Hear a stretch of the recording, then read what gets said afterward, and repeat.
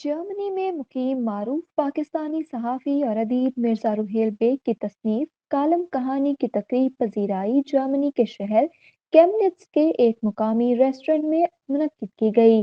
تقریب کی میزبانی معروف سیاسی و سماجی رہنما رانا ثاقب خالد نے کی۔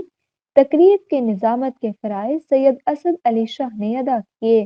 تقریب کے مہمان خصوصی ڈیلنگ کے پارٹی کیمنیٹز کے ڈپٹی گروپ چیئرمین یورگ ہومل تھے۔ افتتاحی کلمات ادا کرتے ہوئے رانا ثاقب نے مرزا روحیل بیگ کا تعارف کرواتے ہوئے کہا کہ ایک حق گو صحافی اور لکھاری آج ہمارے درمیان موجود ہیں۔ مقررین نے مرزا روحیل بیگ کے انداز تحریر کو سراہتے ہوئے کہا کہ ان کی تحریریں پاک جرمن تعلقات کے حوالے سے سنگ میل ثابت ہوں گی۔ مرزا روحیل بیگ نے ہمیشہ قلم کا حق ادا کیا ہے اور دعا گو ہیں کہ وہ یہ حق ادا کرتے رہیں۔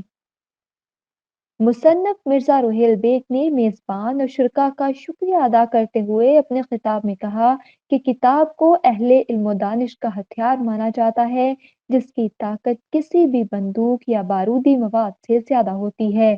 انہوں نے کہا میں آج یہاں پہ میری کتاب کالم کہانی کی تقریب پزیرائی کیمنیٹز میں منعقد کی گئی ہے، جس کو رانا خالد ثاقب صاحب نے اس کی تقریب پزیرائی رکھی ہے۔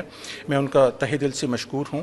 میں سمجھتا ہوں کہ کتاب کو اہل علم و دانش کا ہتھیار مانا جاتا ہے جس کی طاقت کسی بھی بندوق یا بارودی مواد سے زیادہ ہوتی ہے۔ نوجوانوں کو علم کی دولت سے فیضیاب کرنے میں جو کردار کتاب عطا کرتی ہے اس کا احاطہ انتہائی مشکل کام ہے۔ یہ کتاب کالم کہانی میرا حوالہ بھی ہے اور تعارف بھی۔ اس سے کوئی فائدہ اٹھا لے، روشنی پالے تو اس سے بڑھ کر میری اور خوش قسمتی کیا ہو سکتی ہے۔ میں نے کوشش کی ہے کہ میری کتاب کالم کہانی میں جو کالم ہیں وہ حقائق پر مبنی ہوں۔ اب اس میں کہاں تک کامیاب ہوا ہوں اس کا فیصلہ قائرین ہی کریں گے، کیونکہ قائرین کی آراء ہی لکھنے والے کی رہنمائی کرتی ہیں۔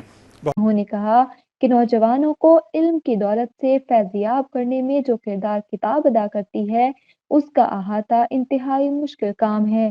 انہوں نے کہا اگرچہ الیکٹرانک اور سوشل میڈیا کا دور ہے لیکن کتاب کی اہمیت کبھی کم نہیں ہوگی۔